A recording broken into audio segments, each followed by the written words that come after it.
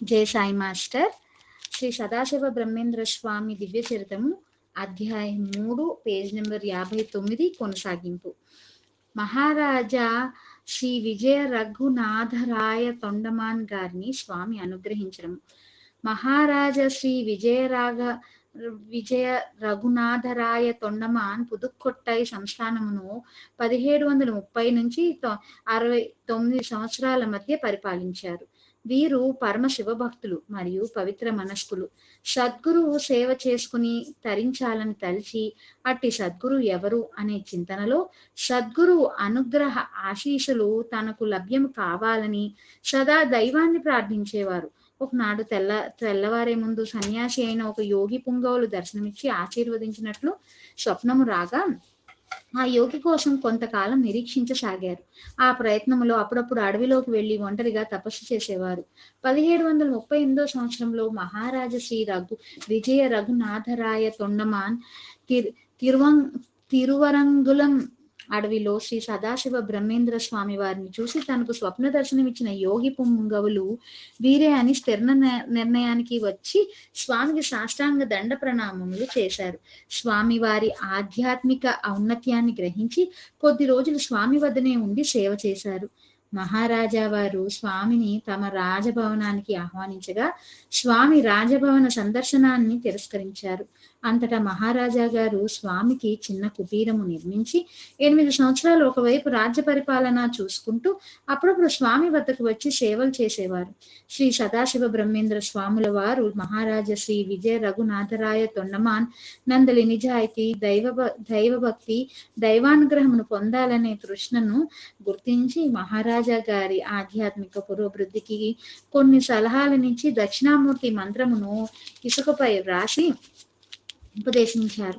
మహారాజా శ్రీ విజయ రఘునాథరాయ తొండమాన్ గారు స్వామి మంత్రోపదేశం చేయడంలో సంతోషించి ఏ ఇసుకపై మంత్రమును రాసినాడో ఆ ఇసుకను భక్తితో తన అంగవస్త్రములో స్వీకరించినారు. మహారాజా గారు ఒక బంగారు పేటిక చేయించి అందులో ఆ ఇసుక నుంచి నిత్యము తన పూజాగృహంలో ఆరాధించసాగారు. ఈ సంఘటన జరిగిన ప్రదేశము శివజ్ఞానపురం అని పిలువబడుచున్నది. ఇది పుదుక్కొట్టై జిల్లాలో ఉన్న ఆపుదయర్ కోవెల దగ్గర ఉన్నది. అప్పటి నుంచి మహారాజా శ్రీ విజయ రఘునాథరాయ తొండమాన్ గారిని శివాజ్ఞ దొరై అని ప్రజలు పిలిచేవారు. తర్వాత మహారాజా వారు రాజభవన ప్రాంగణంలో శ్రీ దక్షిణామూర్తి దేవాలయంను నిర్మించి శ్రీ సదాశివ బ్రహ్మేంద్ర స్వాముల వారి విగ్రహాన్ని కూడా ప్రతిష్ఠించారు. ఇప్పటికీ పుదుక్కొట్టై సంస్థాన వారసులు మహారాజా శ్రీ విజయ రఘునాథరాయ తొండమాన్ గారికి మంత్రోపదేశం చేసిన ఇసుక అంటే బంగారు పేటికలో ఉంచిన ఇసుకను రాజభవనంలోని దక్షిణామూర్తి దేవాలయంలో ఉంచి ఆరాధిస్తున్నారు. ప్రతి గురువారము భక్తులు ఆ బంగారు పేటికలో ఉంచబడిన ఇసుకను దక్షిణామూర్తి దేవాలయంలో దర్శించవచ్చును. స్వామివారి సలహాపై మహారాజా శ్రీ రఘునాథరాయ తొండమాన్ గారు శ్రీ మహాభాష్యం గోపాలకృష్ణ శాస్త్రి గారిని తమ ఆస్థాన రాజగురువుగా స్వీకరించి తగిన ఆధ్యాత్మిక సలహాలను వారి వద్ద పొందేవారు. పుదుక్కొట్టే రాజకుటుంబీకులకు బృహదాంబ కులదేవత. రాజకుటుంబీకులు బృహదాంబ దాసులమని చెప్పుకునేవారు. పుదుక్కొట్టేకి 5 కిలోమీటర్ల దూరంలో ఉన్న తిరుగోకర్ణేశ్వర్ లోని గుట్టపై బృహదాంబ దేవాలయం ఉన్నది.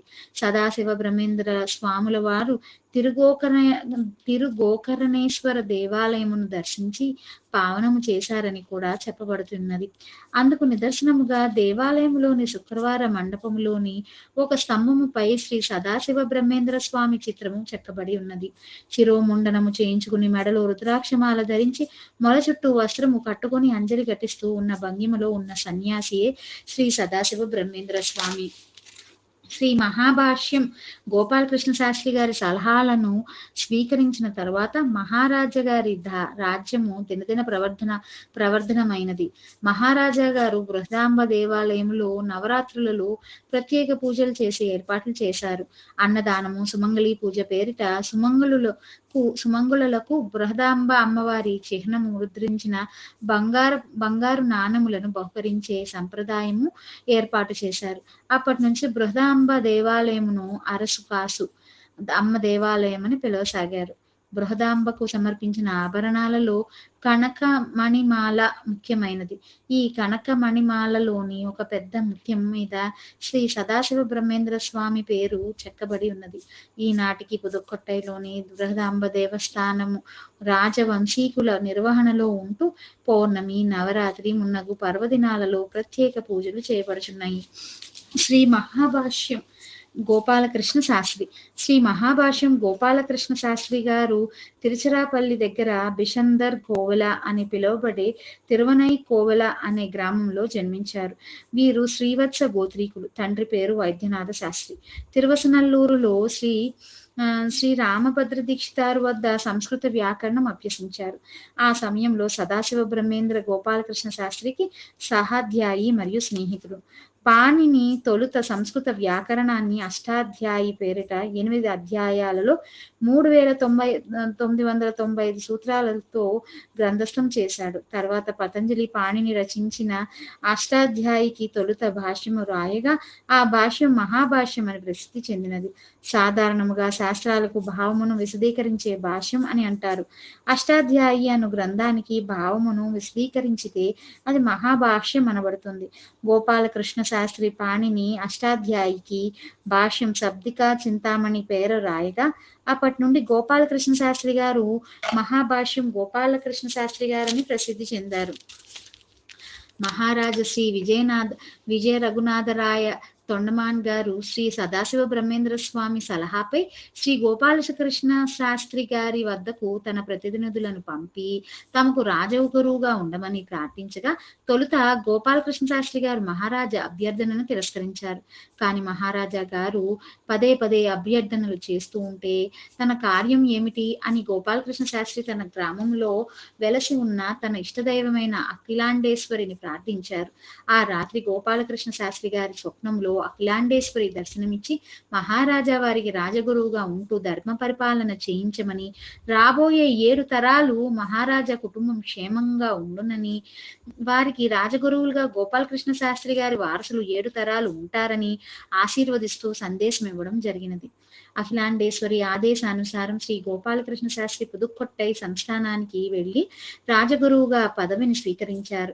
వీరు రాజగురువుగా మహారాజా గారి చేత అనేక ధర్మ కార్యక్రమములు, నవరాత్రి దీక్షలు, ప్రజోపయోగ కార్యక్రమాలు చేయించారు. మహారాజా గారు ఎంతో సంతోషపడి శ్రీ గోపాలకృష్ణ శాస్త్రి గారికి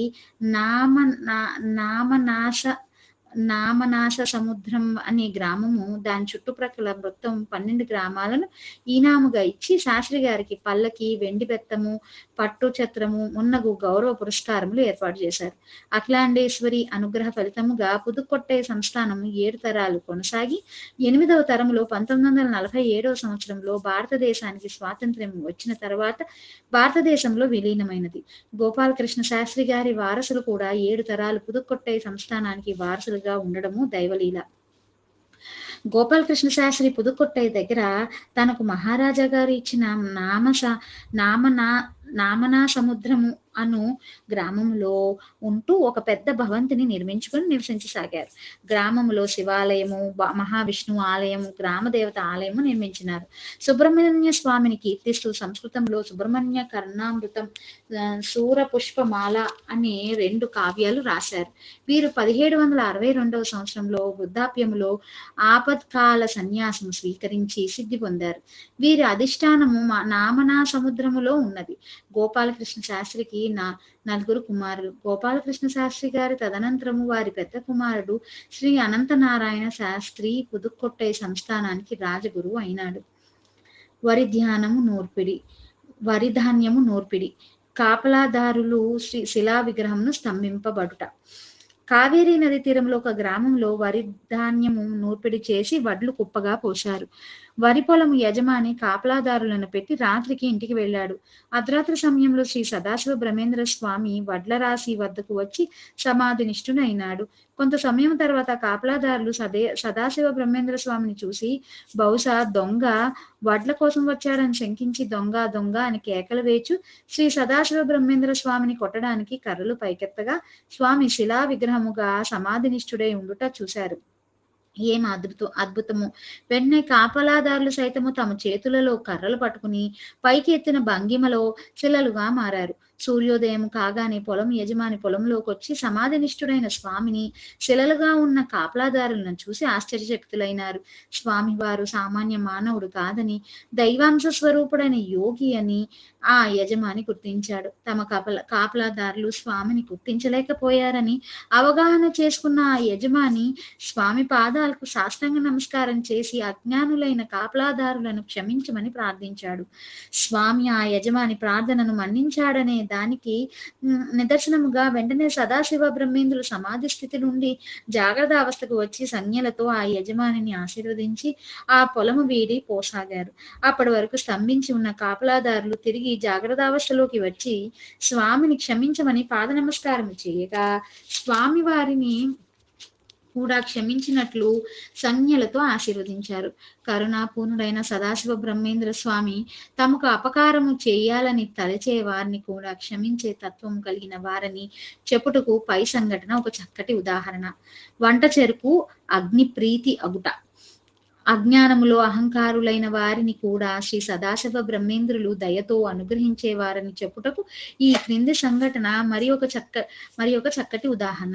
ఈ సంఘటన 1732 సంవత్సరం తర్వాత బహుశా జరిగి ఉండొచ్చు.